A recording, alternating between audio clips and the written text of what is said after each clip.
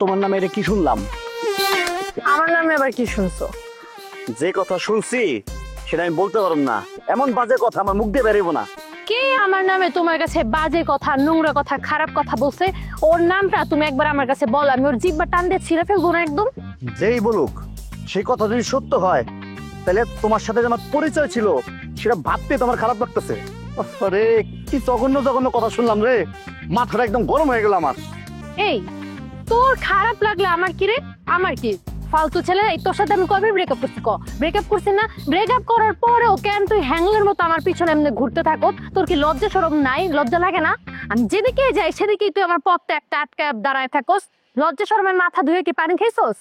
ইস, আমি তোরে এত লজ্জা দেই, এত শরম দিই, তারপরে তোর লজ্জা লাগে না? না না, লজ্জা করে না, কারণ তুই আমার এলাকা ছেড়ে এখনো যাস নাই।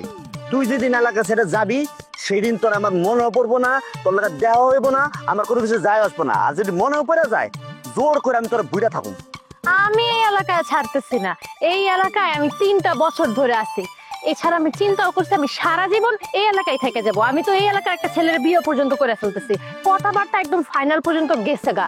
শুন, আমি এমন একটা ছেলের বিয়ে করতেছি যে তোর চেয়ে অনেক বেশি হ্যান্ডসাম, তোর চেয়ে অনেক বেশি স্মার্ট। আমি যে কারে বিয়ে করতেছি তোর তো ধারণার বাইরে। হ্যাঁ, স্বপ্নে দেখতে থাক, দিনের বেলা স্বপ্ন দেখ। শোন, আমগো এলাকার ভালো পরিবারের পোলা তোর মতো মেয়ের জীবনে বিয়ে করবো না, মনে রাখিস। তোর চরিত্র সম্পর্কে আমার এলাকার সবাই জানে, আর তুই যে আমার ব্যবহার করছিস কিভাবে এটা ইয়াং জেনারেশনের সবাই জানে, বুঝছস? এত কিছু জানি না শুই না তোরে কেউ বিয়ে করবো না। এত কথা তো কোনো কাজ নাই, তোরে আমি বিয়ে করে দেখাই দিব। আর আমি তো বাইচা গেছি, একদম আল্লাহ আমাকে বাঁচাই দিছে যে তোর হাত ছাইরা দিছি আমি, তোর মতো একটা ছেলের হাত আমি ছাইরা দিছি। আমারও তো একই কথা, তোর মতো একটা বদমাইশের হাত থেকে নিজের বাঁচাই নিতে পারছি। কি বলি তুই? আমি বদমাইশ? কেমন বেইমানের বেইমান রে! এতদিন আমার সাথে প্রেম করে আমার বদমাইশ বানাই ফেলছিস না? মনটা চাইতেছে তোরা নিজেকে খুন করে ফেলাই, কিন্তু না, এটা তো রাস্তা, এই জায়গায় তোরা খুন করা যাবে না। যেহেতু খুন করা যাবে না, আমার কাছ থেকে একটা উপহার নে।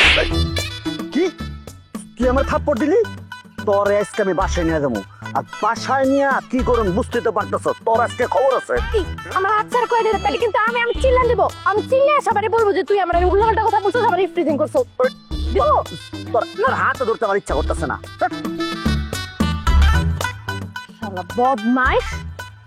আমি এমন একটা ছেলের সাথে প্রেম করছি, মন চাইতেছে লাগতে দিয়ে উড়াই দিতে।